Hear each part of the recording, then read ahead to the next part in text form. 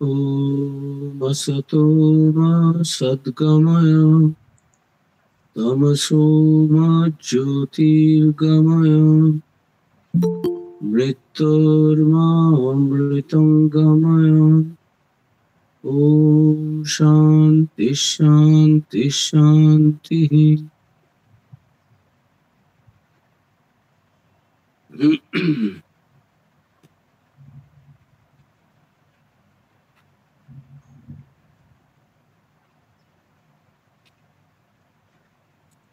হে প্রভু,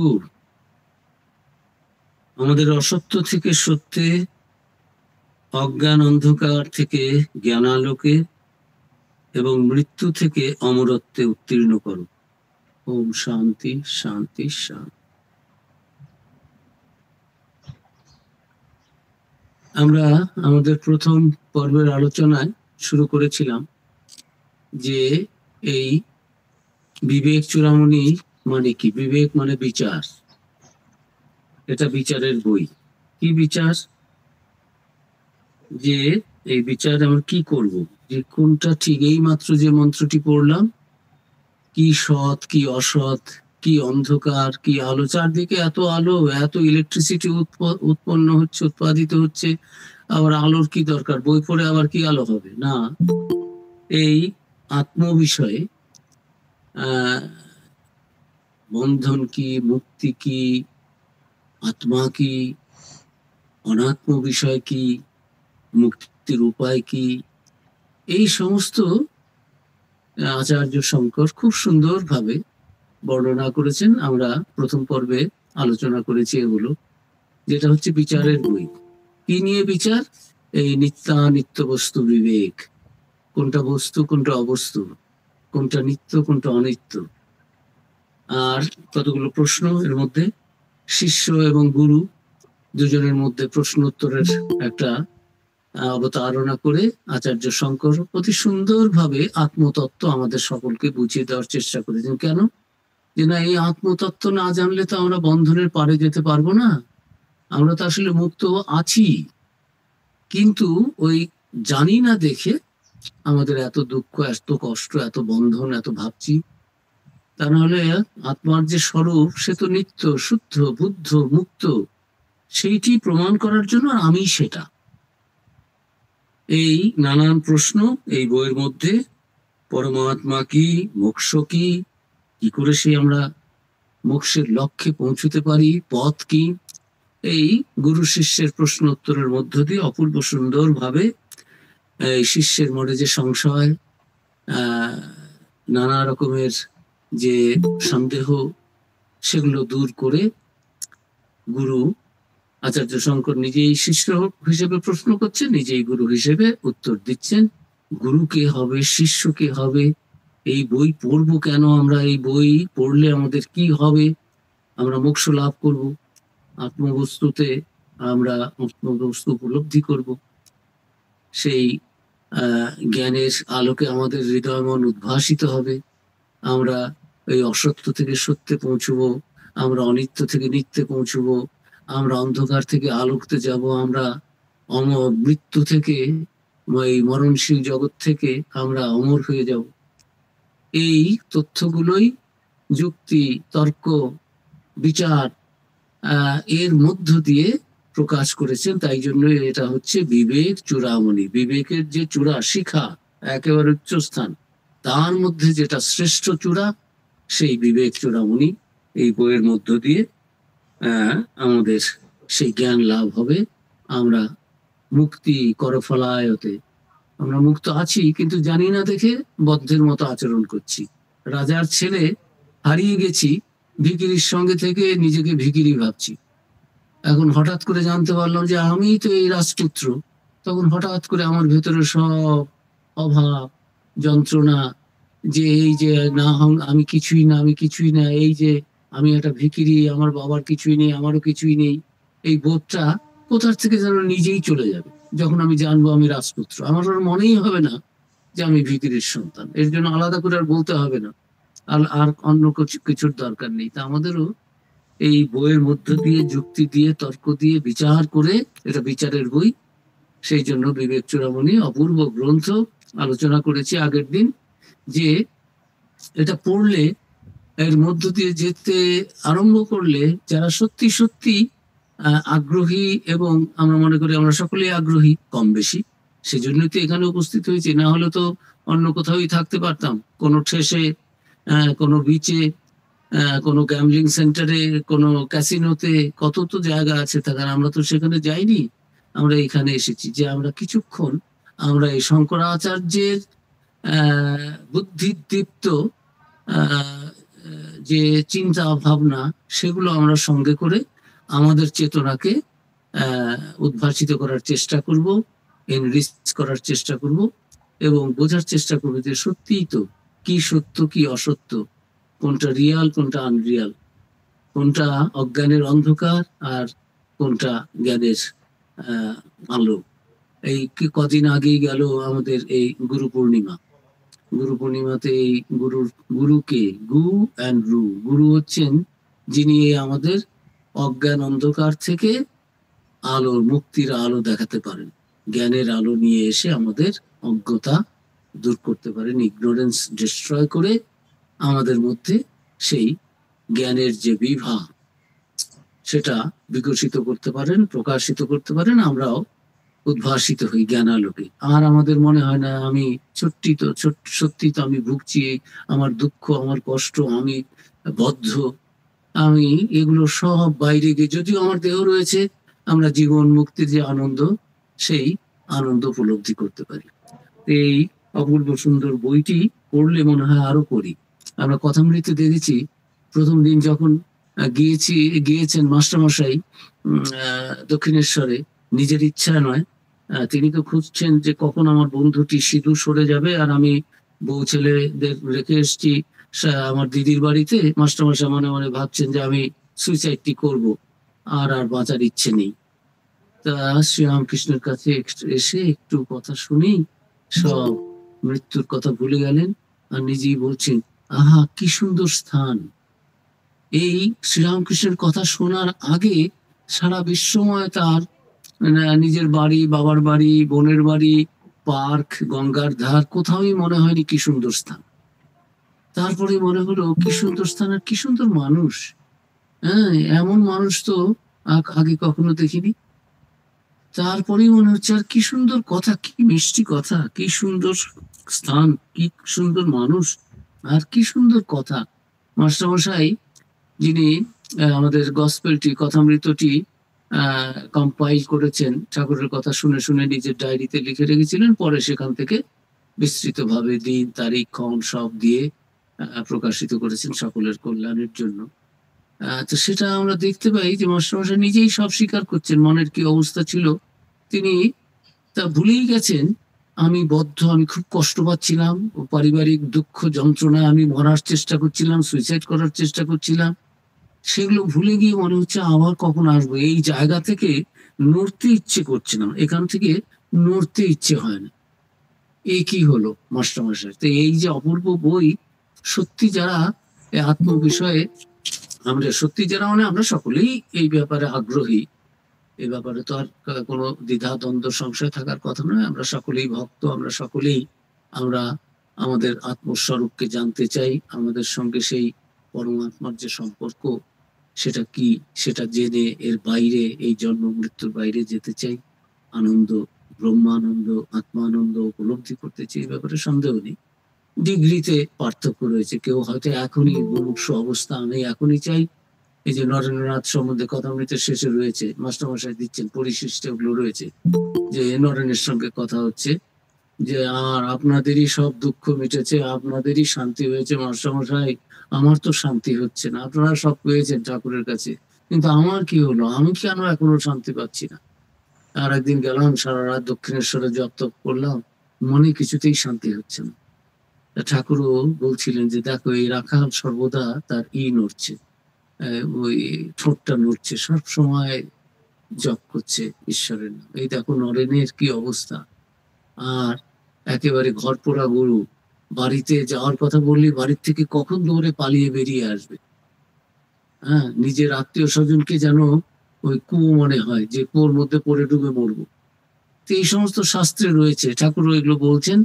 তো মনের ওই রকম একটা অবস্থা হয়। তা আমরা এই সুন্দর অপূর্ব গ্রন্থটি পাঠ করে আমরা নিজেরা ব্যক্তিগত জীবনে উদ্বুদ্ধ হব, আনন্দ থেকে গভীর আনন্দের দিকে এগিয়ে যাব।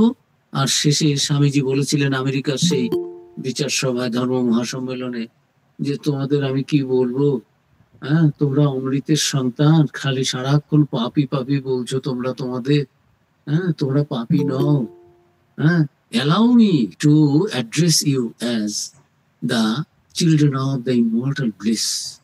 হ্যাঁ, তোমরা হচ্ছ, আমরা সকলেই হচ্ছি সেই অমৃতের সন্তান। আর এখানে কেন কোনো সর্বদা মনে হবে যেন বিষ খেয়ে জ্বলে পড়ে মরছি, একেবারে বিষের ক্রিয়া জর্জরিত হচ্ছে। এই পুস্তক পড়লে আমাদের সেরকম আনন্দ হবে। আস্তে আস্তে একটার পর একটা অজ্ঞানের যে আবরণ রয়েছে আমাদের, যেটা আমাদের স্বরূপকে ঢেকে রেখেছে, সেটা দূর হবে বিচারের মধ্য দিয়ে, এই প্রশ্ন উত্তরের মধ্য দিয়ে। আর নতুন নতুন সন্দেহ হবে, নতুন নতুন প্রশ্ন আসবে, কিন্তু এমন সুন্দরভাবে আচার্য শঙ্কর আমাদের সকলের জন্য এটা বোধগম্য করে প্রকাশ করেছেন যে আমরা সকলেই উপকৃত হব। এই প্রার্থনা ঠাকুরের কাছে করে, আচার্য শঙ্করের কাছে করে প্রথম শ্লোক শুরু করছি। এটা ইনভোকেশন। একটা যে কোনো গ্রন্থ আমরা যখন প্রণয়ন করি, আমাদের দেশের হচ্ছে ঈশ্বরকে প্রণাম, গুরুকে প্রণাম, গণেশ আদি সরস্বতী দেবীকে বন্দনা, রাম নামেও আছে, রাম নাম সংকীর্তনে কেউ খুব একটা সুন্দর স্তোত্র রয়েছে রাম নাম সংকীর্তনে, বন্দে বোধময়ং নিত্যং গুরুং শঙ্কর রূপিণম।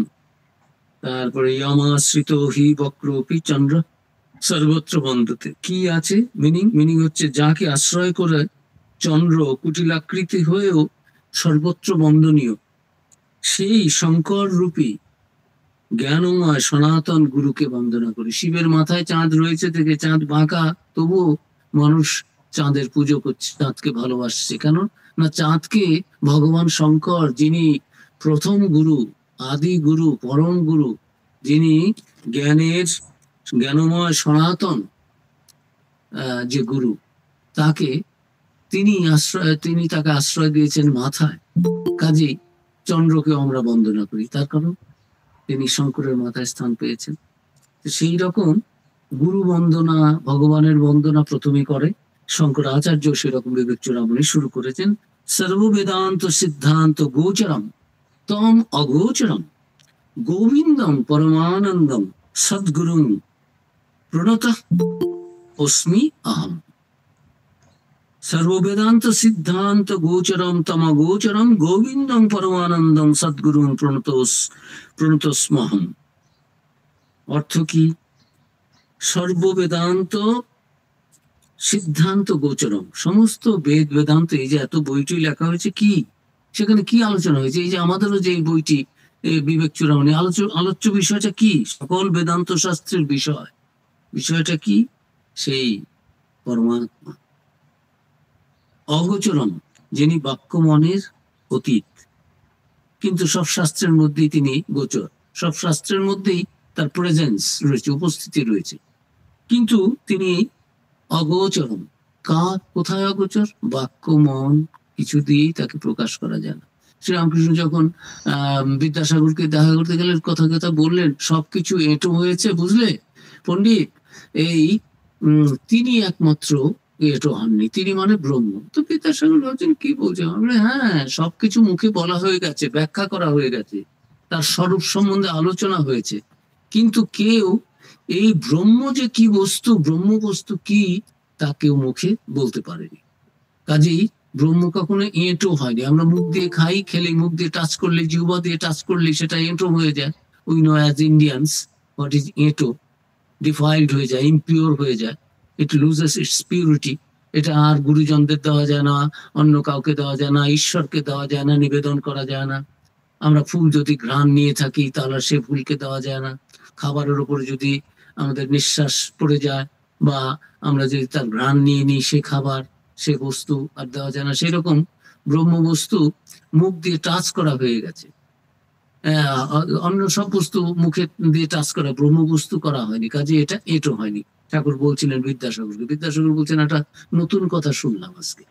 তা এই যে তিনি, যিনি সর্ব বেদান্ত শাস্ত্রের মধ্যে তিনি প্রেজেন্ট রয়েছেন, কিন্তু বাক্য মন দিয়ে তাকে অগোচরণ, তাকে প্রচার করা যায় না, প্রকাশ করা যায় না।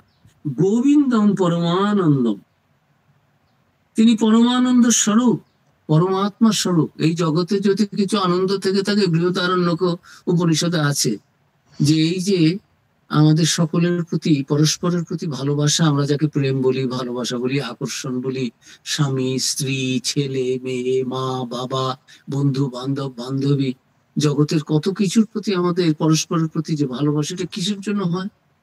আমরা ভাবি যে এই ব্যক্তিটিকে আমি ভালোবাসি, আহা কি সুন্দর দেখতে, আমাকে কত ভালোবাসে, আমিও তাকে ভালোবাসি। এই আমরা, এটাও একটা অজ্ঞান। বৃহদারণ্য উপনিষদে বলছে রস বৈষ, এই যে আমাদের সকলের মধ্যে যে পরস্পরের প্রতি আকর্ষণ, এটা আমাদের এই রূপ, গন্ধ, রস এগুলোর জন্য নয়, এগুলো তো বাহ্য, এটাই তো অজ্ঞান। এর ভেতরে যে তিনি আনন্দ স্বরূপ রয়েছেন, ফুলের সৌন্দর্যের পেছনে তিনি, তার গন্ধের পেছনে তিনি, এই যে আমাদের পরস্পরের যে আপনজন প্রিয়জন, যাদের দেখলে আমরা আনন্দিত হই, আহ্লাদিত হই, এই সমস্ত পেছনে তিনি। আমাদের সকলের মধ্যে সেই মজার খনি রয়েছে, আনন্দের খনি রয়েছে। সেটা আমরা না জেনে ভাবছি এটা আমার এই দেহ, আমার রূপ, আমার যৌবন, আমার গুণ, এগুলোই বোধহয় আমার আমার আমি, এবং সেই জন্য লোকে আকৃষ্ট হয়, আমরা পরস্পর পরস্পরের প্রতি আকৃষ্ট হই ভুল করে। কিন্তু বৃহদারণ্য উপনিষদে খুব সুন্দর করে বলছেন যে না, তা নয়। এই আনন্দের পেছনে হচ্ছে সেই পরমানন্দ স্বরূপ রস বৈষ, তিনি রসস্বরূপ, তিনি আমাদের সকলের মধ্যে রয়েছেন দেখেই আমরা পরস্পরের জন্য এই দেখে পরস্পরের প্রতি আকৃষ্ট হই, পরস্পরের প্রতি আমাদের ভালোবাসা জন্মে। তো এই উপনিষদে রয়েছে। তো এখানেও যে সেই পরমানন্দ স্বরূপ তিনি সদ্গুরুম তং গোবিন্দম, সেই যে সদ্গুরু যার নাম গোবিন্দ, গোবিন্দ নাম যার, অহং প্রণত অস্মি, আমি তাঁর শ্রীপাদপদ্মে প্রণত হই। ওই রাম নামেও যেমন বললাম যে প্রথমেই বলছে যে ওই যে শ্লোকটা বললাম, তার মিনিং হচ্ছে যে যাকে আশ্রয় করাতে চন্দ্র কুটিলাকৃতি হয়ে সর্বত্র বন্দনীয়, সেই শঙ্কর রূপী জ্ঞানময় সনাতন গুরুকে বন্দনা করি। গুরু বন্দনা, সে কে? শঙ্কর। শঙ্করকে শিব, তিনি প্রথম গুরু। আমার সব সময় ধ্যানে মগ্ন হয়ে রয়েছেন, আত্মচৈতন্যে আত্মরতি হয়ে রয়েছেন, সর্বদা ধ্যানমগ্ন, জগতের সব কল্যাণ চিন্তা করছেন, কিছুর প্রতি তিনি আকৃষ্ট নন, আসক্ত নন। জগতের কল্যাণে, জগতের মঙ্গলের জন্য, শিব মানে মঙ্গলময়, তিনি সকলের মঙ্গল চিন্তা করেন। সেই আদি গুরুকে প্রণাম। এখানে শঙ্করাচার্য এর অর্থ করলে এটা দু রকমের অর্থ করা যায়। এরা জ্ঞানী লোক, তো জ্ঞানী মানুষ নানাভাবে, ভাগবত পড়লে দেখবেন ব্যাসদেব তার ব্যাজস্তুতি করা যায়। এই গোপীরা যে বলছেন তার সাধারণ অর্থ রয়েছে যে হ্যাঁ তোমাকে আমরা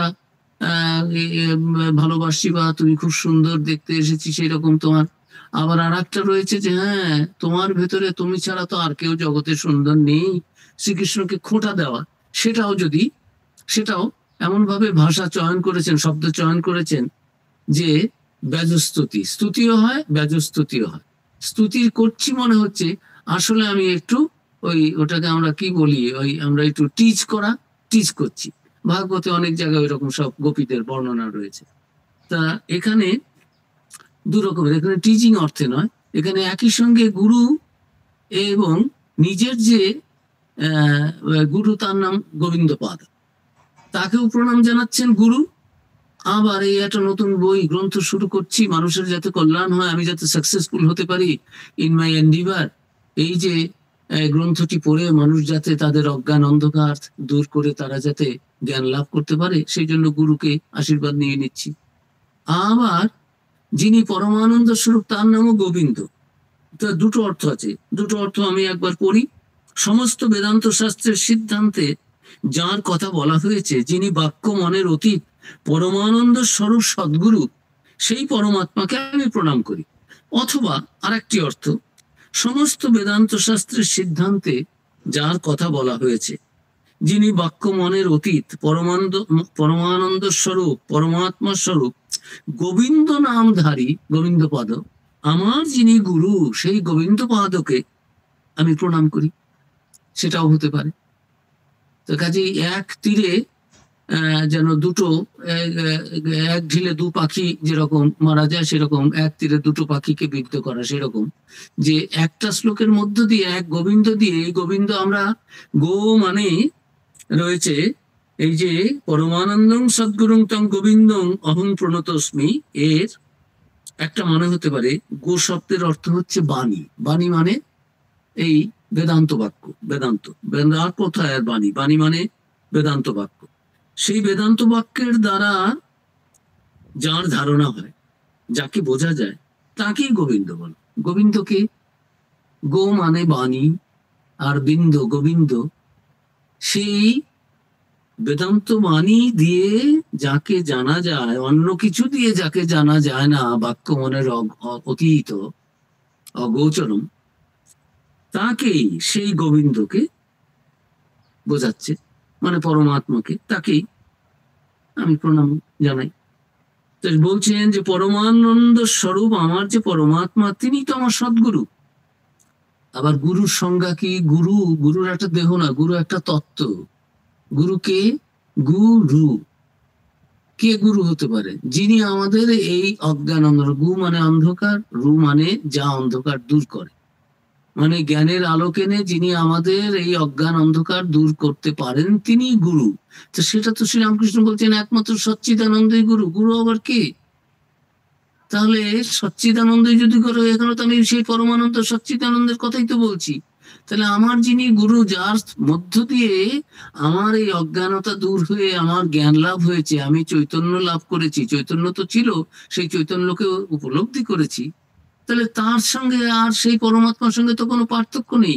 এটা তো একটা দেহ নয়, গোবিন্দপদ তো একটা মূর্তি নয়, একটা দেহ নয়। It is not a human form, এটা একটা তত্ত্ব। গুরু একটা তত্ত্ব, প্রিন্সিপল। সেটা আমাদের মধ্যে যখন আসে, আমরা তার মধ্য দিয়ে আমরা মুক্ত হই, অজ্ঞানতা থেকে মুক্তি পাই। তাই বলছেন যে আমার পরমানন্দ রূপ, আমার পরমাত্মা, তিনি তোমার সদ্গুরু। তিনি আমার হৃদয় কন্দরে বসে আছেন, একাগ্র হয়ে যা জানতে চাই তিনিই তা প্রকাশ করছেন আমার অন্তরে, তাকে প্রণাম করি। আবার আমার সদ্গুরু যিনি শ্রী গোবিন্দপাদ, তাকে তো আমার পরমাত্মার সঙ্গে অভেদ দেখি। আমার গুরু আর পরমাত্মায় তো কোনো পার্থক্য নেই। ব্রহ্ম বেদ ব্রহ্মৈব ভবতি, যখন ব্রহ্মজ্ঞান হয়ে যায়, উপনিষদে রয়েছে, তখন কি হয়? দুটো সিংহ যায়। ঠাকুর বলছেন ভগবান লাভ করলে কি দুটো সিংহ যায়? ইয়েকে বলেছিলেন, বিদ্যাসাগরকে। না, আকার আকৃতি সেরকমই থাকে, যেমন তলোয়ার। এই তলোয়ার দিয়ে খুন খারাপই হতে পারে, রক্তপাত হতে পারে, কিন্তু সেই তলোয়ার যখন সোনার হয়ে যায় পরস্পরের স্পর্শে, তখন আর তা দিয়ে কোনো হিংসা হয় না। নদীর আকারটা রয়েছে, কিন্তু জল নেই, মরে গেছে। কেউ ওখানে জলে ডুবে মরবেও না, কেউ জল খাওয়ার জন্য ওই নদীতে যাবেও না, কেউ নৌকাও বইতে পারবে না ওখানে, ওটা পার হওয়ার জন্য কোনো নৌকোর দরকার নেই, কিন্তু নাম নদী। সেই রকম দেহটা রয়েছে, কিন্তু ওই দেহ দিয়ে এই দেহ ইন্দ্রিয়ের যে কাজগুলো, সেগুলো আর হয় না। তা আমার গুরু গোবিন্দপাদ, তিনি তো পরব্রহ্ম স্বরূপী, পরমাত্মার সঙ্গে তো তাকে আমি সেপারেট করে দেখি না। গুরুর সঙ্গে ইষ্ট মিলিয়ে জানতো। There is no difference between the guru and the ইষ্ট। ইষ্টই গুরু রূপে আমাদের কাছে আসেন, যেহেতু আমরা একটা without any concrete support, without any form, sound, আমরা কিছু ধরতে পারি না, বুঝতে পারি না। সেই জন্য তিনি আমাদের প্রতি কৃপা পরবশ হয়ে আমাদের আনন্দের জন্য, আমাদের জ্ঞান লাভের জন্য, আমাদের মুক্তির জন্য, আমাদের এই সংসার রূপ যাতনা, নরক, এই যাওয়ার আশা, এর থেকে আমাদের বাঁচানোর জন্য তিনি নিজে কৃপা করে গুরু রূপে এসে সেই পবিত্র মন্ত্র আমাদের দিয়ে পথ নির্দেশ করে আবার তিনি সেই ইষ্টতে মিলিয়ে যান। গুরু আর ইষ্ট তো আলাদা করতে নেই। মন্নাথ শ্রী জগন্নাথ, মদ গুরু শ্রী জগৎগুরু। আমার গুরু, তোমার গুরু, এগুলো তো আলাদা নয়। আমার নাথই জগন্নাথ, আমার গুরুই জগতের গুরু, সচ্চিদানন্দই একমাত্র গুরু। আর কে গুরু হতে পারে? শ্রীরামকৃষ্ণ বলছেন সেই গুরুর ব্রহ্মা, গুরুর বিষ্ণু। তা এখানে শঙ্করাচার্য এরকমও ভাবতে পারেন একই শ্লোকে, যে আমি সেই পরমাত্মাকে প্রণাম জানাই, যিনি বেদান্তের একমাত্র প্রতিপাদ্য বিষয়, যার জন্যই এত বেদান্ত, বেদ বেদান্ত উপনিষদ কি, তাকে প্রমাণ করার জন্য, তাকে প্রতিষ্ঠা করার জন্য, তাকে বোঝানোর জন্য। আবার আমার যে গুরু, যার মাধ্যমে আমি এই অজ্ঞান অন্ধকার দূর করে আমার জ্ঞান লাভ হয়েছে, আমি এখন সেই বুদ্ধের মতো বলতে হয় যে আমি এখন বুদ্ধ হয়েছি, I am now enlightened one. সেই যে গুরু, তিনি তো আর একটা দেহ নন, তিনি তো গুরু তত্ত্ব। সেই তত্ত্ব আর ব্রহ্ম তত্ত্ব তো, আত্মতত্ত্ব তো আলাদা নয়। তো সেই যে গোবিন্দ পাদ নাম যার, সেই গুরু, যাকে আমি পরমাত্মার সঙ্গে অভেদ দেখি, তাকে আমার প্রণাম জানাই। প্রণতি, প্রণতস্মি, অহং প্রণতস্মি, আমি প্রণাম জানাই। এই যে সূক্ষ্মতম বিচার, এই আমরা করতে যাচ্ছি, এই যে বিচারের কথা বলতে যাচ্ছি এই বইতে, সেই গোবিন্দ মানে পরমাত্মা, পরমাত্মা স্বরূপ যিনি, বেদান্তের যিনি প্রতিপাদ্য বিষয়, যাকে জানতে উপলব্ধি করার জন্য এই বইয়ের অবতারণা, তারও আমি কৃপা চাচ্ছি। আবার আমার যে গুরু, যার মাধ্যমে আমার জ্ঞান চক্ষুর উন্মিলন হয়েছে, অজ্ঞান ও তিমিরান্ধস্য জ্ঞানাঞ্জন শলাকয়া চক্ষুর উন্মিলিত জ্ঞান তস্মৈ শ্রী গুরবে, সেই যে গুরু, যিনি অজ্ঞান অন্ধকার দূর করে আমাদের ভেতরের যে স্বরূপ, সেটা আমাদের জানিয়ে দেন। তা সেই আচার্য গোবিন্দ পাদকেও আমি, তিনি আমার সহায় হন, তিনি আশীর্বাদ করুন, যাতে আমি এই গ্রন্থ যে শুরু করেছি, এটার উদ্দেশ্য সফল হয়। সফল মানে এই বই যারা পড়বে, তাদের ভেতরে সেই জ্ঞানের জ্ঞান প্রকাশিত হবে, জ্ঞানের উপরে যে আবরণ রয়েছে, অজ্ঞান অন্ধকার দূর হয়ে তারা, তাদের জীবন জ্ঞানালোকে উদ্ভাসিত হবে, এই প্রার্থনা করছেন। তো এই আরম্ভর পূর্বে তিনি ঈশ্বর এবং গুরু দুজনকে একসঙ্গে বন্দনা করলেন। বলছেন সর্ববেদান্ত সিদ্ধান্ত গোচরম তম অবগোচরম, সমস্ত বেদান্তের সিদ্ধান্ত যাকে ধরে আছে, যিনি সকল ইন্দ্রিয়ের অগোচর, সেই বাক্য মনাতীত পরমানন্দ স্বরূপ সদ্গুরু গোবিন্দম অহং প্রণত অস্মি, আমি পরমানন্দ স্বরূপ সেই সদ্গুরু, তিনি যিনি আমার পরমাত্মা, তাকে প্রণাম করি। তো এই প্রথম মন্ত্রটি একটি অপূর্ব মন্ত্র। সত্যি এই সমস্ত গ্রন্থ পড়লে বোঝা যায়। তো এটা হচ্ছে প্রথম মন্ত্রটি হচ্ছে ইনভোকেশন, আবাহন। দেবীকে দুর্গাপুজোয় আছে বোধন, ওইরকম যে আগে তো ঘুমিয়ে আছেন, জাগাতে হবে, আমন্ত্রণ, তারপরে এসো মা আমার পুজো নাও, আমি এই বিপদে পড়েছি, এখন তোমার আমি পুজো করবো, তুমি কৃপা করে, আমার আর কিছুই তো নেই, আমার পূজাটি গ্রহণ করো। পুজোতে অনেক ত্রুটি বিচ্যুতি আছে, পুজোর শেষে আমরা মন্ত্র পড়ি, হ্যাঁ, পুজোর শেষে আমরা মন্ত্র পড়ি যে এই এই যা কিছু ভুল ত্রুটি করেছি, এগুলো অপূর্ণ রয়েছে, আমি তো জানি যে এই পুজো করতে গিয়ে আমি অনেক কিছু উচ্চারণে ভুল করেছি। ওং বিধিহীনং ক্রিয়াহীনং মন্ত্রহীনং যদুচ্চিতং ময়া নিবেদিতং ভক্তা পরিপূর্ণং তদস্তু মে কর্মণা মনসা বাচা তত্ত্ব নান্যগতির মম অন্তশ্চারেণ ভূতানাং ভূতানাং দ্রষ্টাতং পরমেশ্বর। পুরুষ দেবতা হলে দ্রষ্টাতং পরার, পুরুষ দেবী, দেবী হলে পরমেশ্বরী দেবী, দেবী প্রণাম, এরকম সব রয়েছে। যে আমার যে অপূর্ণতা রয়েছে আমি তো জানি, সেটা তুমি দয়া করে পূর্ণ করে নিও, আর যেন এর মধ্যে কোনো খামতি না থাকে। তুমি না করলে কে করবে, আমি তো জানি আমি কত ত্রুটি করেছি। তো এই শুরুতে সেই প্রণামটা তিনি জানিয়ে নিচ্ছেন, যে এসো, আবাহন করে নিচ্ছেন ঈশ্বর, গুরু এবং এই পরমাত্মাকে, পরমাত্মার স্বরূপ ব্রহ্মকে তিনি আবাহন করছেন, যাকে জানার জন্য, যার সঙ্গে আমাদের সম্বন্ধ, একাত্মতা উপলব্ধি করার জন্য এই পুস্তকের অবতারণা, এই গ্রন্থে, সেটা তিনি করে নিলেন অপূর্ব সুন্দর ভাবে। আর কি সুন্দর কবিত্ব, আর কত সহজ। আমরা যে সংস্কৃত কিছুই জানি না, তবুও কি সুন্দর সর্ব বেদান্ত সিদ্ধান্ত গোচরম, সর্বসকস্ত সমস্ত বেদান্ত, এই যে বেদান্ত যে পুস্তকাদি রয়েছে আলোচনা, সিদ্ধান্ত, সেখানে সিদ্ধান্ত গোচর, সবকিছুর শেষে গিয়েই যে তুমি আছো একমাত্র বস্তু। বেদান্তে আর কি আছে? ঠাকুর বলছেন, এই তুরীয়ানন্দকে বলছেন, এই হরি অনেকদিন আসিস না, কি করছিস? আমি তোর কথা ভাবছি, আসছিস না, কি হচ্ছে, এতদিন আসিসনি কেন? তুরীয়ানন্দজি বললেন, হরি মহারাজ বললেন যে ঠাকুর ওই একটু বেদান্ত পড়ছিলাম, আমি একটু ব্যস্ত ছিলাম। কিসের ব্যস্ততা? না আমি উপনিষদ পড়ছি, বেদান্ত পড়ছি। আরে বেদান্তে কি আছে? বেদান্তে তো ব্রহ্ম সত্য, জগৎ মিথ্যা, জীব ব্রহ্মৈব না, আবার কি আছে? এই তো জানার। এখন ওটা সাধন করতে হবে। তো তো জেনে গেছিস। গোটা গীতা পড়ার কি দরকার আছে? গীতাতে কি আছে? 10 বার গীতা গীতা গীতা তাগি তাগি হয়ে গেলেই তো। মানে হে জীব, অহংকার ত্যাগ কর, অহংকার, এই তো হয়ে গেল। গীতা পড়ার কি দরকার? 700 শ্লোক 18টা অধ্যায় মুখস্থ করতে হবে? ওগুলো জীবনের রূপায়িত করতে হবে, টু ফিল দ্যাট। আর সেই তুরীয়ানন্দজি পরে বলেছেন যে দেখো, অনেক মন্ত্র বেদান্তের, অনেক মন্ত্র গীতার বুঝতে পারতাম না। কখনো 1 দিন 2 দিন 7 দিন 10 দিন, ঘন্টার পর ঘন্টা, কখনো 1 মাস 2 মাস পরে সেই মন্ত্রের অর্থগুলো যেন স্বর্ণাক্ষরে এই মনের মধ্যে মানুষ নেত্রে প্রতিভাত হতো, জল জল করে উঠে। এই ভাষা বলছে। এই যে সত্যদ্রষ্টা বলে না ঋষিমুনিরা, এই জন্য তারা সত্যকে জেনেছেন। তাদের মধ্যে আর কোনো কপটতা নেই, কোনো বঙ্কিমতা নেই, কোনো বক্রভাব নেই, কোনো এই অন্যরকম ভাবে পেঁচিয়ে পুচিয়ে কথা বলার কিছু নেই। আমি যা জেনেছি, এই শোনো শোনো, আমি জেনেছি, তোমাকে বলছি। এই আমি সেই, তুমি সেই, সেই একমাত্র আছে, আর কিছু নেই। বাকি যা দেখছো এগুলো স্বপ্নবৎ, এগুলো ভুল, এগুলো অনিত্য, এগুলো থাকবে না, এগুলো পরিবর্তনশীল। এই তো বেদান্ত। তো সে তুরীয়ানন্দজিকে বলছেন, এখন তুই আমার কাছে আসবি। তো বই ওগুলো পড়া হয়ে গেছে, ওতে অত মন দিলে কি করে হবে? অত আসল জিনিস নিয়ে নে।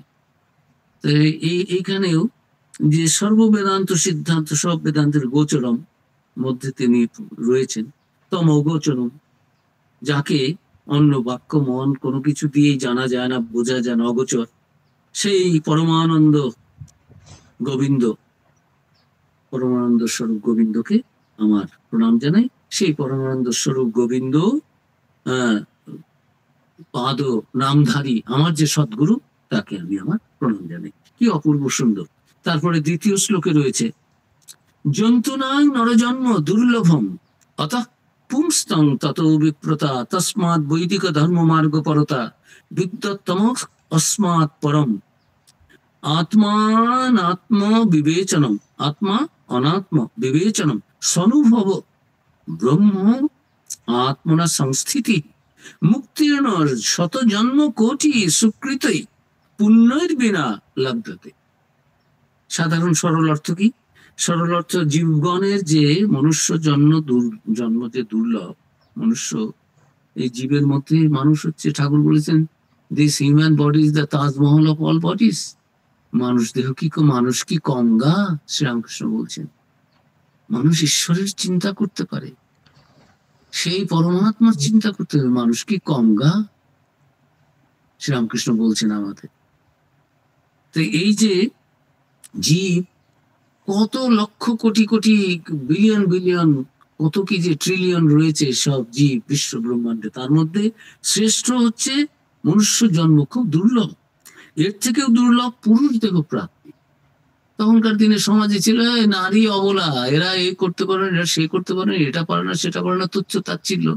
এটা এর অর্থ নেই যে আমাদের শাস্ত্রে এরকম বলেছে। শাস্ত্রে সবাই ব্রহ্ম, সকলের মধ্যে।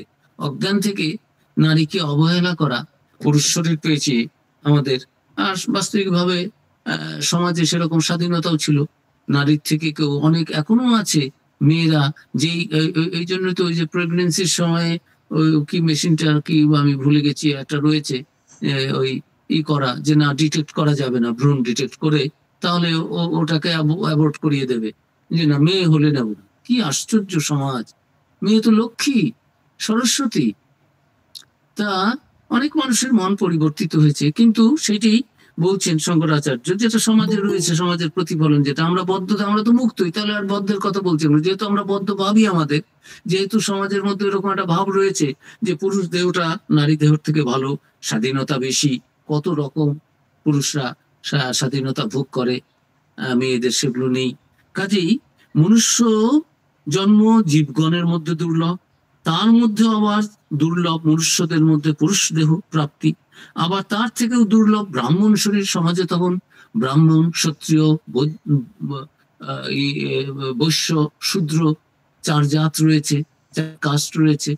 সেগুলোর মধ্যে ব্রাহ্মণ ঘরে যদি জন্ম নেওয়া যায়, তাহলে ব্রাহ্মণত্ব লাভে অনেক সুগম হবে, খুব সহজ হবে। আমি আমার বাবা যদি একজন পিতা যদি একজন বড় পণ্ডিত হন, সেই ঘরে জন্মেছে, আমিও স্বাভাবিকভাবেই পাণ্ডিত্য অর্জন করব। আমার আর অন্য কারো কাছে গিয়ে বিদ্যা শিক্ষা অর্জন করতে হবে না।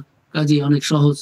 ব্রাহ্মণ পরিবারে জন্মগ্রহণ করলে তাহলে ব্রাহ্মণ শরীর, আমার বাবা জানেন কি কি করতে হবে, সংস্কার দশবিধ, হ্যাঁ, এই উপনয়ন হলো, নামকরণ হলো, তারপরে এই ওই পাঠ শুরু, এই অক্ষর জ্ঞান ট্যান, এই সমস্ত যেগুলো আমরা কি বলি, হাতে এই দেওয়া, লেখা শুরু করা, এই সমস্ত পরপর করবে, আমার কত সহজ হয়ে যায়। আমার বাবাও ধ্যান করছেন, ব্রহ্মের ধ্যান করছেন, সৎপথে চলছেন, আমিও সৎপথে চলবো। কাজে ব্রাহ্মণ শরীরটি যত রকম শরীর আছে তার মধ্যে দুর্লভ। মনুষ্যের মধ্যে পুরুষের মধ্যে ব্রাহ্মণ শরীর দুর্লভ লাভ করা। আবার ব্রাহ্মণ শরীর লাভ হলেও চাই বেদ অভিহিত ধর্ম মার্গে নিষ্ঠা। ব্রাহ্মণ তো অনেকেই হয়ে জন্মেছে, সবাই তো ব্রাহ্মণের মতো জীবন যাপন করছে না।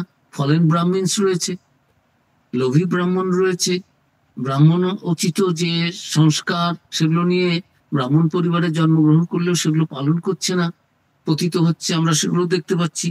কাজেই ব্রাহ্মণ শরীর লাভ হলেও তারপরে চাই বেদবিহিত ধর্ম মার্গে নিষ্ঠা। আবার এর থেকেও শ্রেষ্ঠ প্রাপ্তি শাস্ত্রের তাৎপর্য। ব্রাহ্মণ শরীরে জন্মেছি দু ভাই, এক ভাই শাস্ত্র চর্চা করছি, আর এক ভাই খেলাধুলো, অন্যান্য ভোগ বিলাস নিয়েই রয়েছি, ওদিকে তৎপরতাই দেখাই না। কিন্তু এক ভাই শাস্ত্র চর্চা করছে। আবার শাস্ত্র চর্চা করলেই তো হলো না, সকলের তো শাস্ত্র চর্চা করলে জ্ঞান হচ্ছে না।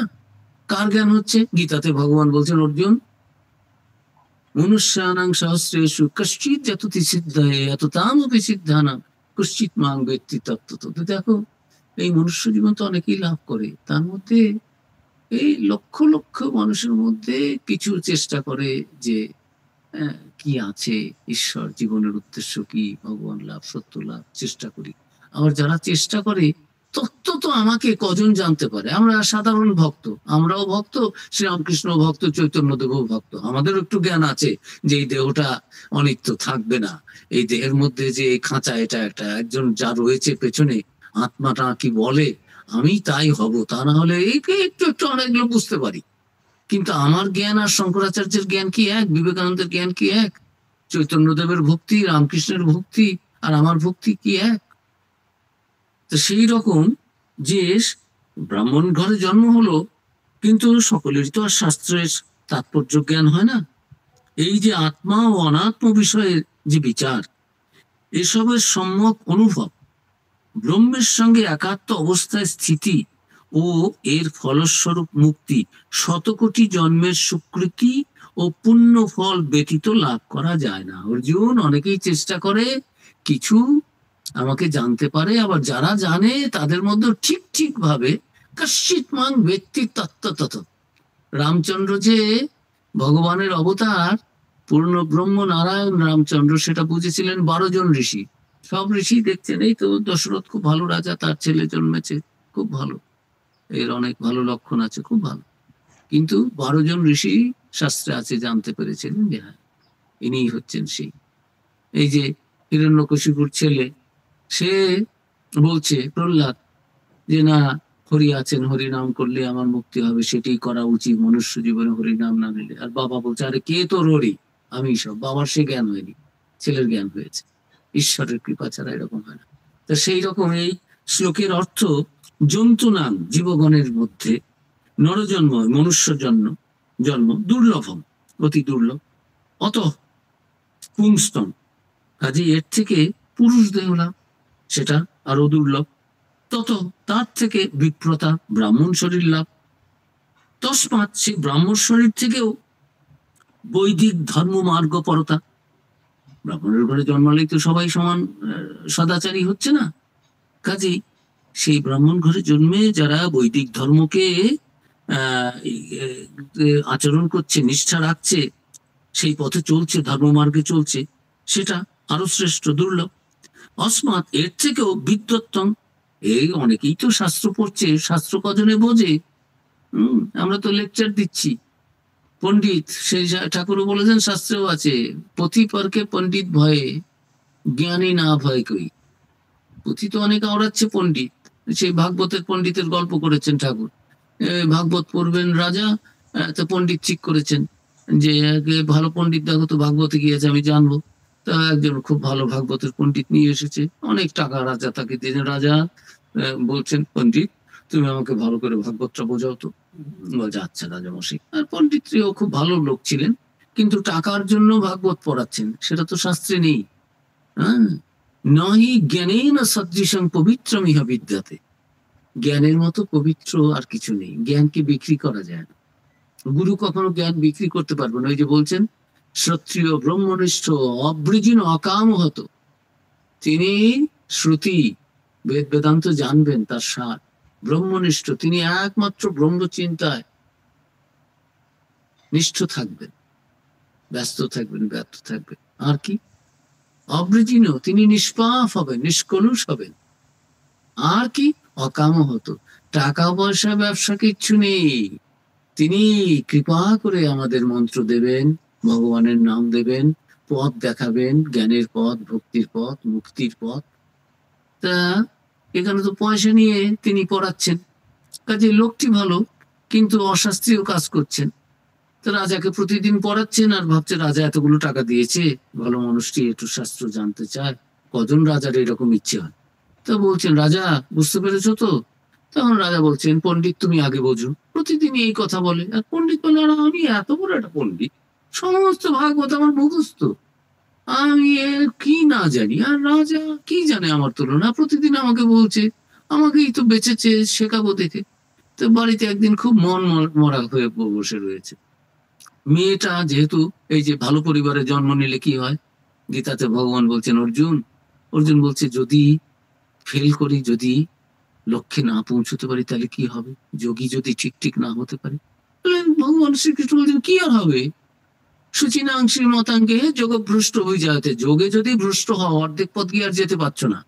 আমি 7-এ গিয়ে ফেল করলাম, আমি আর মাধ্যমিক পাশ করতে পারলাম না, ধরুন 7 অব্দি তো পড়া থাকলো, পরের জীবনে আমি আবার ওই 7 থেকে পড়া শুরু করব। আমার এইটুকু তো পড়া হয়ে আছে। তো এই যদি এই জীবনে লক্ষ্যে না পৌঁছতে পারো, যোগ যদি ভ্রষ্ট হও, তাহলে কি হবে? যারা এরকম হয় তারা পরের জীবনে সুচিনাং, খুব পবিত্র পরিবারে জন্ম হয়, শ্রীমতাং এবং ধনশালী ঘরে জন্ম হয়, যোগভ্রষ্ট হয়েছে। কেন না? সেই সূচি পবিত্র ঘরে আমার বাবা মা খুব পবিত্র, ধর্মপরায়ণ, ধর্মশীলা, তাহলে তো আমি অটোমেটিক্যালি ভগবানের প্রতি আকৃষ্ট হব। আর আমার বাবা মার যথেষ্ট খাবারের ব্যবস্থা রয়েছে, আমাকেও খাওয়াতে পারছেন, তাদেরও খাবার ব্যবস্থা আছে। আমি জন্মালাম খুব, বাবা মা খুব ভালো, খুব পবিত্র এমনি, কিন্তু খুব গরিব, তাদেরই খাবার নেই। আমি তো সন্তান হিসেবে আমি ভগবানের চিন্তা করবো না, বাবা মাকে খাওয়াবো, সেটাই তো আমার আগে কার্য। কাজে আমি আর ঈশ্বরে মনই দিতে পারবো না। একটু দান ধ্যান করে যে পুণ্য অর্জন করবো সেটাও করতে পারবো না। একটু যে শাস্ত্র পড়বো তাও সময় পাবো না। জন্মের পর থেকে বাবা মাও যাচ্ছে কামিনের কাজ করতে, লেবারের কাজ করতে, আমাকেও সেগুলো করতে হবে, কঠোর পরিশ্রম। আমি কখন ব্রহ্ম চিন্তা করব, কখন সত্যের চিন্তা করব, কখন আত্মচিন্তা করব, কখন ধ্যান করব।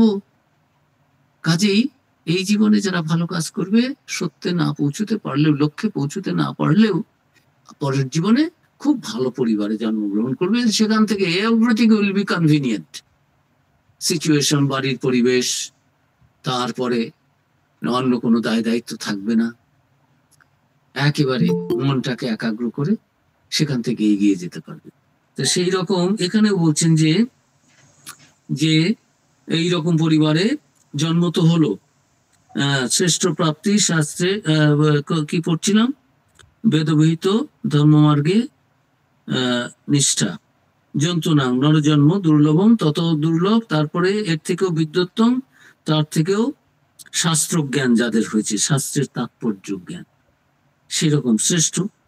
আত্মা অনাত্ম বিবেচন, আত্মা এবং অনাত্ম বিষয়ে বিচার, স্বনুভবং সম্যক অনুভব, ব্রহ্মাত্মনা সংস্থিতি, আত্মাই ব্রহ্ম এই বোধে একান্ত স্থিতি, এর ফলস্বরূপ যে মুক্তি, শত জন্ম কোটি সুকৃতই, শত কোটি জন্মের সুকৃতি সেই থাকলে সেই সুকৃত কর্মের জন্য পুণ্যই বিনা, পুণ্য ফল ব্যতীত নো লভ্যতে, লাভ করা যায় না।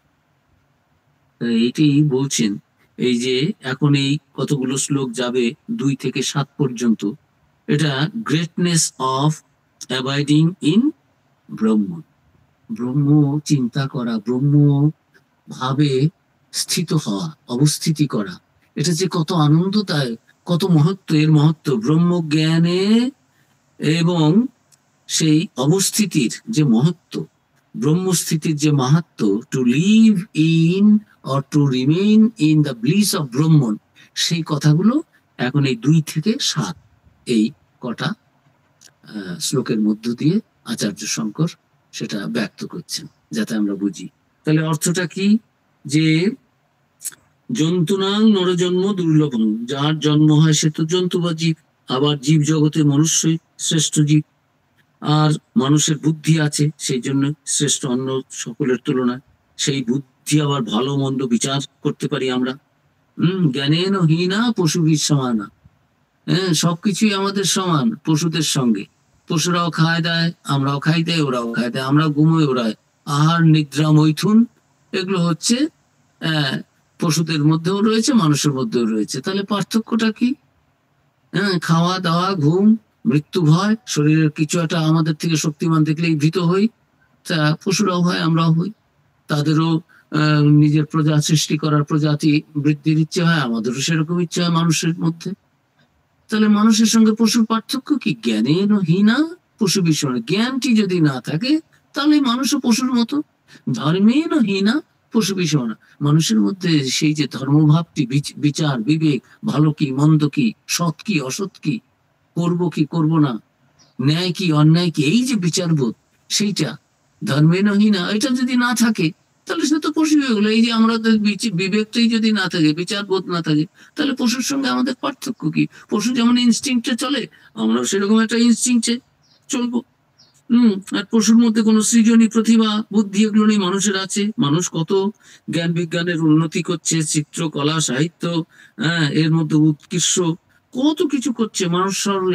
নজরুলের একটা কবিতা আছে, থাকবো না কো বদ্ধ করে, দেখবো এবার জগৎটাকে কেমন করে ঘুরছে মানুষ, ঘূর্ণিপাকের কি, এই সমস্ত সব রয়েছে, সব নানান রকম। যারা পড়েছেন, ছোট সময় পড়েছিলাম। বলছি যে মানুষের মধ্যে এগুলো রয়েছে, পশুর তো আর কিছু নেই। খাবারটা পেলেই হলো, ঘুমোতে পারলেই হলো, আর যখন তাদের সেরকম মানসিক দুর্বলতার স্থান হয়, তাদের ইন্দ্রিয়া উপভোগের ব্যবস্থা থাকলে হলো, তারা খুশি। They don't expect anything. কোথায় স্বর্গ, কোথায় নরক, they don't have any expectation. আত্মা কি, মুক্তি কি, they are not bothering for that. কিন্তু মানুষের তো তা নয়। এই যে মনুষ্য জন্ম, যে সমস্ত জীবের মধ্যে এটা শ্রেষ্ঠ। তারপরে মানুষ বলেছেন, ঠাকুর বলেছেন মান আর হুঁশ, তাহলেই তো মানুষ, নাহলে পশুর সাথে পার্থক্য কি? তা এই মনুষ্য জীবন সেই জন্য শ্রেষ্ঠ। হুঁশ, আমি যে মানুষ, আমার যে একটা ডিগনিটি রয়েছে, আই এম নট এ পশু। আমি একটা এই মনুষ্যতর অন্য কিছু নই, আমি মনুষ্যই, যার ভেতর দিয়েই সেই দেবতার প্রকাশ হয়, দেবত্বের বিকাশ হয়। আমি সেই, এই যে একটা ভাব মানুষেরই তো থাকে, অন্য কার তো থাকে না। সেই ভাব যারা আছে সেই তো মানুষ। না হলে মানুষের শরীরটা আছে, খাচ্ছে দাচ্ছে ঘুমোচ্ছে, পশুর মতো আচরণ করছে, ইনস্টিংক্টে চলছে, কোনো বিচার নেই, বুদ্ধি নেই। শ্রীরামকৃষ্ণ বলছেন সে আবার মানুষ কি গো? মানুষ মানে মান আর হুঁশ, তাহলেই তো মানুষ। এই মনুষ্য জীবন খুব নরজন্ম দুর্লভ গেল। অত পুংস্তম, এরপরে যদি পুরুষ দেহ লাভ, তারপরে বিপ্রতা, সবই বললাম আপনাদের, যে এই বিপ্রতা থেকে যদি সেরকম বৈদিক ধর্মমার্গ পরতা, যদি ধর্মপথে থাকি, ব্রাহ্মণ শরীরে জন্মগ্রহণ করেছি কিন্তু পরিবারে, কিন্তু বেদ বেদান্ত মেনে চলছি না, সেই পথে যাচ্ছি না, পুরুষ দেহ ব্রাহ্মণত্ব এসব হলেও সব হলো না। মুক্তির জন্য চাই বৈদিক ধর্মমার্গ পরতা। সেটা তার মানে বেদে অনেক যাগযজ্ঞের কথা রয়েছে, সেগুলোর অনুষ্ঠান করতে হবে, কিন্তু আমি তো মোক্ষ লাভ করতে চাই।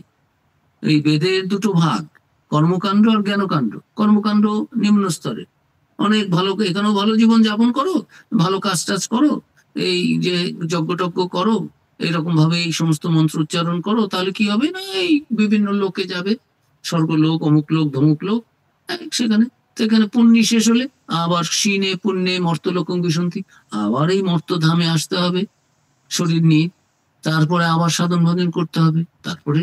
কিন্তু আমার তো এখনই মুক্তির ইচ্ছা হয়ে গেছে, কাজেই আমি হব কেন? আমার অন্যদিকে আর আমি সময় নষ্ট করব কেন যে ওই মার্গ কর্মমার্গর দিকে গিয়ে কর্মকাণ্ড অনুষ্ঠান করে।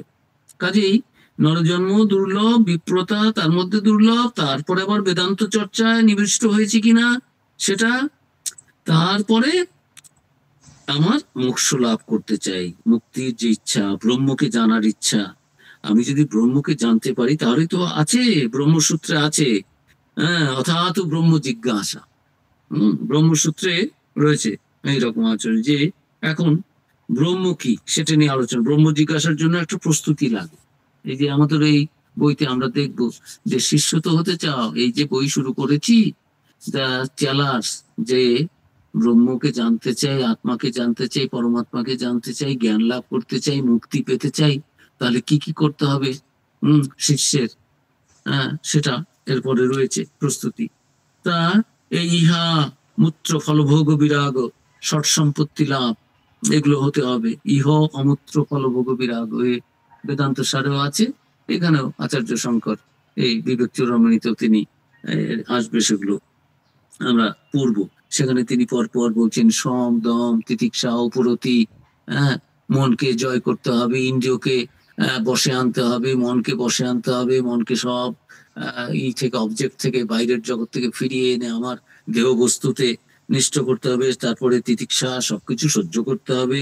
তারপরে শ্রদ্ধা থাকতে হবে যে হ্যাঁ, আচার্য যা বলেছেন, শাস্ত্রে যা রয়েছে, সত্যি আমি এই পথ অবলম্বন করলে আমার আত্মজ্ঞান হবে, আমার সেই ক্ষমতা রয়েছে। এই যে আত্মশ্রদ্ধা এবং শাস্ত্র এবং গুরু বাক্যের শ্রদ্ধা, এগুলো থাকতে হবে। তারপরে সমাধান, গভীরভাবে আমি ধ্যানমগ্ন হব, সমাধি হবে, তাহলেই তো বুঝতে পারবো সেই আমার এই জীবাত্মা আর পরমাত্মা এক হয়ে যাবে, আমার নিজের বলে মন টন সব কিছু সেগুলো ডিজলভ হয়ে যাবে সেই দেহ বস্তুতে, হ্যাঁ, একই থাকবে সেই জ্ঞান জ্ঞেয় জ্ঞাতা, ধ্যান ধ্যেয় ধ্যাতা, এগুলো সব পরে পরে আসবে ত্রিপুটি। এই সমস্ত জন্ম মৃত্যু কেন, এগুলো করে আত্ম অনাত্ম বিবেচনা, আত্মা এবং অনাত্মার বিচার বিবেচনা, এগুলো করে নেতি নেতি করে তারপরে আমার সু অনুভব হর, একেবারে সবকিছুর সম্যক অনুভব, যা অবস্তু থেকে অবস্তুকে বর্জন করে আত্মাই যে আমার স্বরূপ, একমাত্র নিত্য বস্তু, এই জ্ঞানের যে সম্যক উপলব্ধি সেটা হবে। ব্রহ্মাত্মনা সংস্থিতি মুক্তি নো শত জন্ম কোটি সুকৃতই পুণ্যই বিনা লভ্যতে। এই যে ব্রহ্মাত্মনা সংস্থিতি, আত্মা এবং ব্রহ্মের সঙ্গে একাত্মতার স্থিতি, অর্থাৎ ব্রহ্মকে জেনে ব্রহ্মই হয়ে যাওয়া, বলেছিলাম ব্রহ্মবেদ ব্রহ্মৈব ভবতি, আর তার মানেই হলো ভববন্ধন থেকে মুক্তি। আর এই জন্ম মৃত্যুর যে চক্র, সেটার থেকে নিষ্কৃতি, মুক্তি মানে নিষ্কৃতি। তা আচার্য বলছেন যে শতকোটি জন্মের সুকৃতি ও পুণ্যফল ব্যতীত এইরকম অত্যন্ত দুর্লভ বস্তু লাভ হয় না, এই যে মনুষ্য জীবন। তারপরের শ্লোকটাই অপূর্ব শ্লোক, এটা পরেই শেষ করতে হবে, আমাদের সময় কমে যাচ্ছে। ভেবেছিলাম 6-7টা শ্লোক করতে পারবো। দুর্লভং ত্রয়মগ এতৎ দৈবানুগ্রহ হেতুকম মনুষ্যত্বং মুমুক্ষুত্বং মহাপুরুষ সংশ্রয়। এইটা 3 নম্বর শ্লোক, অপূর্ব। এটা আমরা সকলেই সব জায়গায় খুব কোট করি, রঙ্গনাথ হানজি খুব করতেন, আমাদের সব পূজনীয় মহারাজরা শাস্ত্রের। যে গোটা ইয়ের মধ্যে কি রয়েছে, এই বিবেক চূড়ামণিতে 500 শ্লোক রয়েছে, এটা 80টা 580টা শ্লোকের মধ্য দিয়ে যা প্রকাশ করার চেষ্টা হয়েছে, সেগুলো কি এই কথাগুলোই তো, যে এই মনুষ্য জীবন অতি দুর্লভ, তার মধ্যে মুমুক্ষুতা, ইচ্ছা প্রাপ্তি, তার মধ্যে যে ঠিক ঠিক গুরুর কাছে যাওয়া, নিজে আদর্শ শিষ্য হওয়া এবং আদর্শ গুরুর কাছ থেকে তার নির্দেশ পেয়ে, গুরুর যে নির্দেশ সেই মতো জীবন যাপন করে, পালন করে, বিচার করে মুক্ত হয়ে যাওয়া। এই তো আসল জিনিস। তো এই এত কিছু 580টা শ্লোকের মধ্যে দিয়ে আসল জিনিস হচ্ছে তুমিই তাই, এটা বোঝো। আর সব যা দেখছো এগুলো সব নানান রকম, এই পঞ্চকোষের কথা আসবে, এই নানান কিছু আলোচনা করে, যে আমাদের শরীরের এই অন্নময় কোষ, মনোময় কোষ, প্রাণময় কোষ, বিজ্ঞানময় কোষ, আনন্দময় কোষ, এর পারে যে রয়েছে সে আমি, এই কোষগুলো নয় আমি। দেহটা বিচার করলে ঠাকুর বলতেন পেঁয়াজের খোসা খোলো, কি থাকবে? পেঁয়াজ একটা একটা শেষে কি থাকে? তো কিছুই তো দেখতে পেলে, ওইটাই তুমি যে শেষে দিয়ে বলছো কিছুই থাকছে না, ওটাই সেই ইয়েতে উপনিষদে রয়েছে যে এই বীজটাকে, ছোট্ট বীজ, এটাকে কাটো, আরো ছোট করো, আরো ছোট করো, আরো ভাঙো, আরো ভাঙো, আর পরে তারপরে দেখতে পাচ্ছি না। ওই যে দেখতে পাচ্ছ না, অনরণীয়ান মহতমহিয়ান, একেবারে অণুর থেকে, পরমাণুর থেকে আরো যে ছোট যদি কিছু ভাবতে পারবো, তার মধ্যেও তিনি। আর এই যে মহতমহিয়ান, যত বড় কিছু ভাবতে পারছো, তদন্তিকে তদ্দূরে, যত নিকটে ভাবছো তার থেকেও তিনি নিকটতম, সেই পরমাত্মা। আর দূরের থেকেও তদ্দূরে, এই তদন্তিকে যত দূর ভাবতে পারো তার থেকেও দূরে তিনি আছেন। মানে তিনি সমস্ত পরিব্যাপ্ত, ইমানেন্ট অ্যান্ড ট্রান্সেন্ডেন্ট, এখানেও আছেন সেখানেও আছেন, সর্বভূতে সর্বভূতস্থম আত্মান, পরিব্যাপ্ত। ঈশাবাস্যমিদম সর্বং যৎ, কিন্তু এই যা কিছু দেখতে পাচ্ছি সব কিছু যেন ব্রহ্মের জ্বর, যে জোরে আছে। তা এই দুর্লভং সাধারণ অর্থ হচ্ছে মনুষ্য জন্ম লাভ, সংসার বন্ধন থেকে মুক্তির ইচ্ছা ও ব্রহ্মজ্ঞ পুরুষের, জ্ঞানী পুরুষের সঙ্গ, এই তিনটি এই জগতে দুর্লভ। ঈশ্বরের বিশেষ অনুগ্রহ হলে তবে এগুলি পাওয়া যায়। মানে হে মানুষ, তুমি এগুলো সব পেয়েছো, এর পরেও পিছিয়ে থাকবে? এই যে 2 থেকে 7 পর্যন্ত শ্লোকগুলো দিয়ে এই যে ব্রহ্মভাবে অবস্থিতি, এইটার মহত্বের যে তিনি ব্যাখ্যা করছেন। ব্রহ্মজ্ঞানের, ব্রহ্মস্থিতির যে মহত্ব, যে মাহাত্ম্য, সেটা তিনি ব্যক্ত করছেন, যে to live in the blissful proximity of Brahman, blissful understanding experience of Brahman, এর যে কি আনন্দ সেটা মুখে বলা যায় না। এই যে কি আনন্দ, কোটি কোটি গুণ আনন্দ, ব্রহ্মানন্দ। তা সেগুলো না পেয়ে মনুষ্য জীবনটা তুমি বৃথাই দেবে? এটা কাজে লাগাবে না? আচার্য শঙ্কর এটা দিয়ে শুরু করেছেন, গুরুকে প্রণাম করলেন, তারপরেই প্রকাশ করার চেষ্টা করছেন যে এই জীব জন্তু যা কিছু হয়েছে তার মধ্যে মনুষ্য জীবন, এই মনুষ্য জীবনে এমনি পাওয়া যায় না। দুর্লভম ত্রয়ম এবং এতৎ দেবানুগ্রহ হেতু, এই 3টি ঈশ্বরের অনুগ্রহ হলেই শুধু পাওয়া যায়। কোন 3টি? মনুষ্যত্ব, মনুষ্য জীবন, মুমুক্ষুত্ব, সত্যকে জানার ইচ্ছা, মহাপুরুষ সংশ্রয়, ঠিক ঠিক গুরু লাভ করা। এই যে 3টে শ্রীরামকৃষ্ণ বলেছেন, এই যে মান হুশ, মন সম্বন্ধে যার হুশ, চৈতন্য আছে, আমি মানুষ, আমার কি মহান পরিচয়, এই মনুষ্যত্ব, আমি নিত্য শুদ্ধ বুদ্ধ মুক্ত, আমি চৈতন্য স্বরূপ, এই হচ্ছে সেই হুশ, জ্ঞান। আর এই যদি আমি জানতে পারি তবেই তো আমি মনুষ্যত্ব, না হলে কি এই মনুষ্যত্ব? আমি মানুষ শরীর পেয়েছি, তারপরে মুক্ষুত্ব কি সংসার বন্ধন থেকে মুক্তির ইচ্ছা, তারপরে তা নাহলে তো এইসব জন্মটা বৃথেই গেল। তারপরে মহাপুরুষের সংশ্রয়, মহাপুরুষের একটা সাধু সঙ্গ। ঠাকুর বারবার বলছেন, মাস্টারমশাই বলছেন যে হাউ টু ফিক্স, স্যার হামলি প্রশ্ন করছেন, ফার্স্ট প্রশ্ন মাস্টারমশাই, how to fix the mind in, ঈশ্বরে কি করে মন হয়? বিনীত ভাবে নিজেই বলছে, এতক্ষণ বিনীত ভাবে কথা বলেননি ঠাকুরের সঙ্গে। এখন শ্রীরামকৃষ্ণ বলছেন এই লোকটা তো 5 জনের মতন যা বলছে তা তো কাটা যাচ্ছে না, সত্যিই তো নিয়ে এমন জ্ঞান জানেন যে জ্ঞান আমি জানি না, একেই তো গুরু করতে হবে, একেই তো প্রশ্ন করতে হবে। তাহলে প্রশ্ন করি, আপনি তো বলছেন ঈশ্বরকে ভালোবাসে, ঈশ্বরের কে জানার নামই জ্ঞান, তাহলে ঈশ্বরকে ভালোবাসবো কি করে? আমাদের সবকিছু জানার ইচ্ছে, ঈশ্বরকে জানার ইচ্ছে হয় না। সবকিছু এই জগতে আমরা ভালোবাসতে পারি, অনেক বাজে জিনিসের প্রতি আমাদের ভালোবাসা আকর্ষণ, কিন্তু ভগবান যে মহাপবিত্র বস্তু, ভালোবাসার সার, তার প্রতি তো ভালোবাসা হচ্ছে না। কি করে মন ঈশ্বরে হয়? ঠাকুর বলছেন সাধু সঙ্গ, সৎসঙ্গে থাকো, দেখবে, একটু ভগবানের নাম করো, একটু প্রার্থনা করো।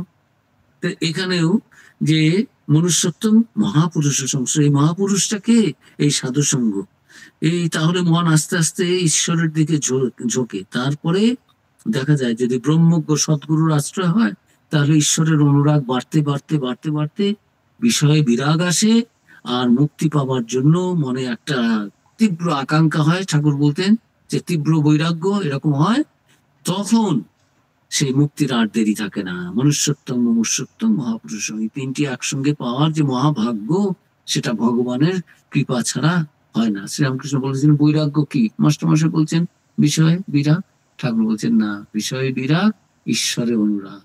ঈশ্বরের প্রতি আকর্ষণ যদি না হয়, তাহলে আজকে বিরাগ আছে, কালকে আবার এই বিরাগটা চলে গিয়ে আবার এই বিষয়ের প্রতি অনুরাগ হতে পারে, আকর্ষণ হতে পারে। বিষয় বিরাগ, ঈশ্বরের অনুরাগ, এটা যদি হয় তাহলে আমরা এগিয়ে যাচ্ছি। মাস্টারমশাই বলছেন আমার হচ্ছে কি না হচ্ছে তা কি বোঝা যায়? এ মাপার কোনো যন্ত্র আছে? কোনো গজ ফিতা এগুলো আছে? প্যারামিটার? ঠাকুর বলছেন হ্যাঁ সেটা আছে। তা আমাদের সময় হয়ে গেল 1 ঘন্টা। আমরা আবার এই অপূর্ব সুন্দর বিবেক চূড়ামণির যে কথা সেগুলো নিয়ে আলোচনা করব পরের বার। আমরা আজকে এখানেই শেষ করি। সকলকে অনেক শুভেচ্ছা। আচার্য শঙ্করের কৃপায়, পরব্রহ্মের কৃপায় আমাদের মধ্যেই যিনি রয়েছেন, আমরা যার সঙ্গে একাত্ম কিন্তু জানতে পারছি না, বুঝতে পারছি না, তাঁর কৃপায় যেন আমাদের সেই জ্ঞান হয়, এই প্রার্থনা করে আজকের আলোচনা শেষ করছি। ওম শান্তি শান্তি শান্তি। হরি ওম তৎসৎ। শ্রীরামকৃষ্ণ অর্পণমস্তু।